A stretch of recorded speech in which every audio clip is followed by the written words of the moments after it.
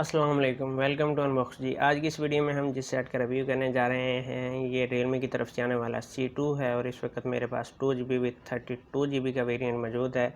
अगर देखें कि इसके बॉक्स को खोलें तो अंदर से इसके एसेसरीज़ क्या निकलती हैं, तो यहाँ पर आपको एक यूज़र मैनुअल निकलता है, एक क्विक गाइड निकलती है, इसके अलावा एक सिम इंजेक्टर होता है और एक चार्जर होता है जो कि 5 वाट और 2 एम्पियर का होता है। तो ये आप देख सकते हैं 5 वाट 2 एम्पियर और एक माइक्रो यूएसबी की चार्जिंग केबल होती है। इसके अलावा हैंड फ्री इसमें से नहीं निकलती है। अब अगर सेट के डिज़ाइन की तरफ देखें तो सबसे पहले आपको यहाँ पर एक 5 मेगापिक्सल का कैमरा नज़र आएगा जो कि HDR को सपोर्ट करता है।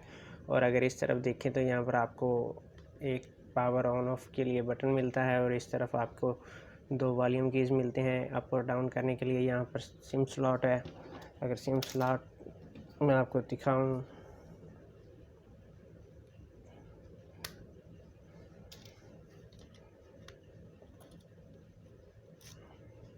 तो यहाँ पर आप देख सकते हैं कि ये 2 नैनो सिम और एक मेमोरी कार्ड को सपोर्ट करता है और ये 256GB तक के कार्ड को सपोर्ट करता है, ऐसा Realme वालों का कहना है। और अगर आप नीचे की तरफ देखें तो यहाँ पर आपको 3.5 mm का ऑडियो जैक और यहाँ पर एक माइक्रो USB की चार्जिंग पोर्ट नज़र आ रही है। यहाँ पर स्पीकर है। और अगर बैक की तरफ देखें तो यहाँ पर एक 13 मेगापिक्सल का कैमरा है, जबकि दूसरा 2 मेगापिक्सल का डेप्थ सेंसर दिया गया है। साथ में फ्लैश लाइट है, इसके अंदर फिंगरप्रिंट सेंसर नहीं होता। और अब बात कर लेते हैं इसके हार्डवेयर की, तो इसके अंदर सबसे पहले OS एंड्रॉयड 9 पाई का इस्तेमाल हुआ है, जबकि कलर OS 6 के साथ आता है।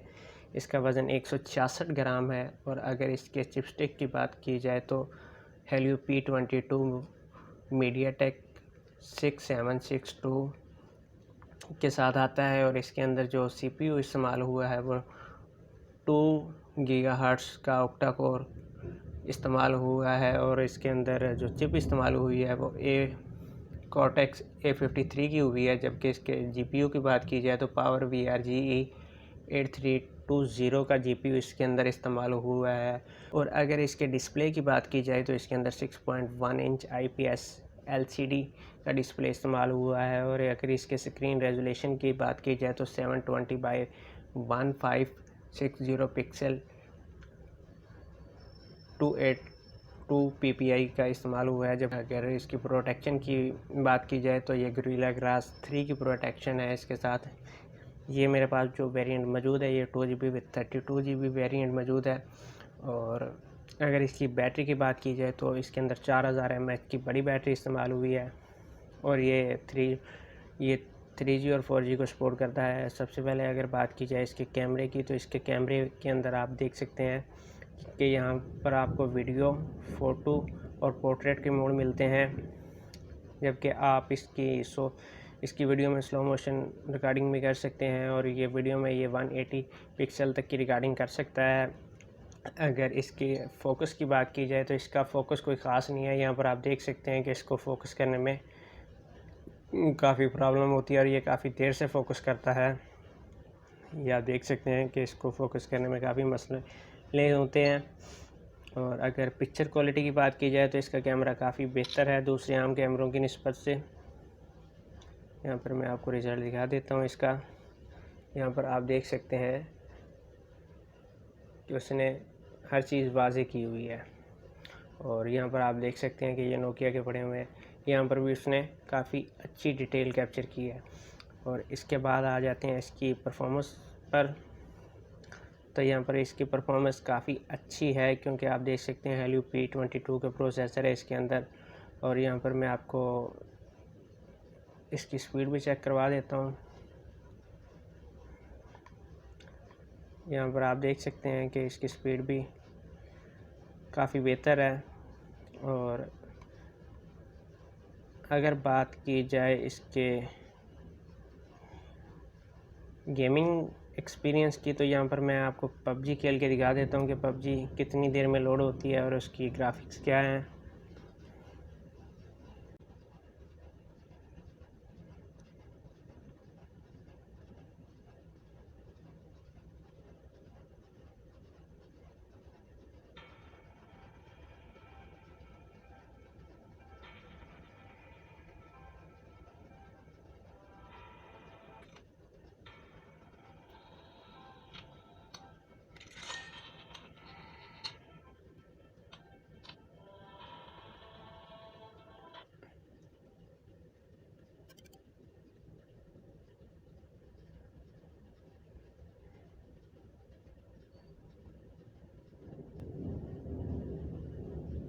ये गेम लोड होगी। सबसे पहले मैं आपको इसकी ग्राफिक्स दिखा देता हूँ पबजी की। यहाँ पर आप देख सकते हैं, आप मीडियम में, स्मूथ और बैलेंस में खेल सकते हैं। और अगर लो की बात की जाए तो आप बैलेंस और स्मूथ में खेल सकते हैं, जबकि HDI में जाने का ऑप्शन आपके पास मौजूद नहीं है। और अगर आप पबजी खेलना चाह रहे हैं तो आपको मीडियम और बैलेंस में कंप्रोमाइज़ करना होगा।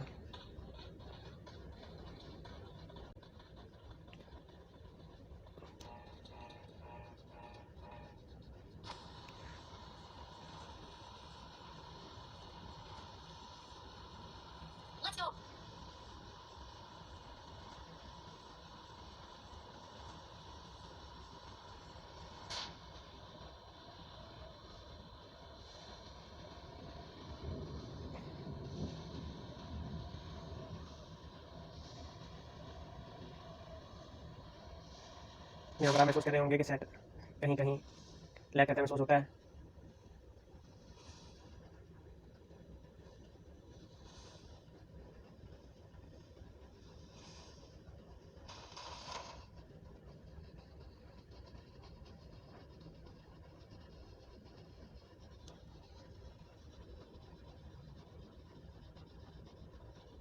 यहाँ पर आप देख सकते हैं कि गेम की परफॉर्मेंस कुछ हद तक बेहतर है।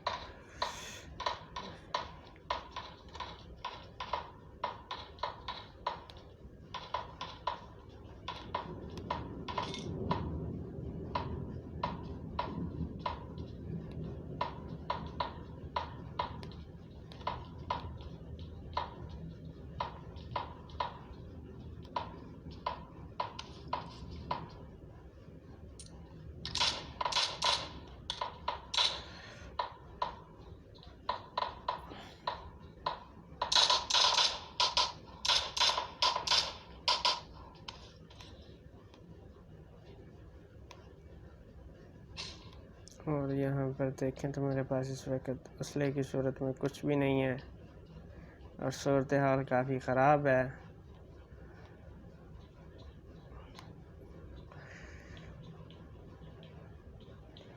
इसमें देख लेते हैं कि शायद कुछ मिल जाए।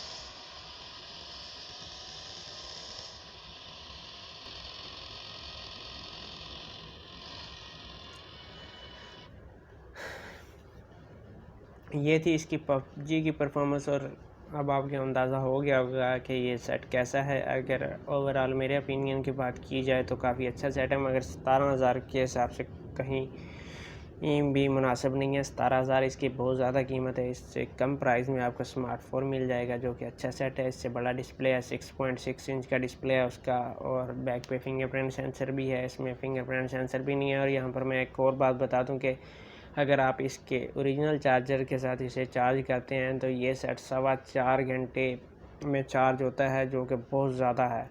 और मेरे ख्याल में ये सेट काफ़ी अच्छा है। मगर अगर आप 4.5 घंटे में चार्जिंग कर सकते हैं, तो फिर आप ये सेट ज़रूर बाय करें। अगर आप इतना ज़्यादा टाइम चार्जिंग वाला सेट नहीं लेना चाह रहे तो आप इसे छोड़ सकते हैं। इससे कम प्राइस में काफ़ी अच्छे सेट इस वक्त आपको मिल जाएंगे मार्केट में।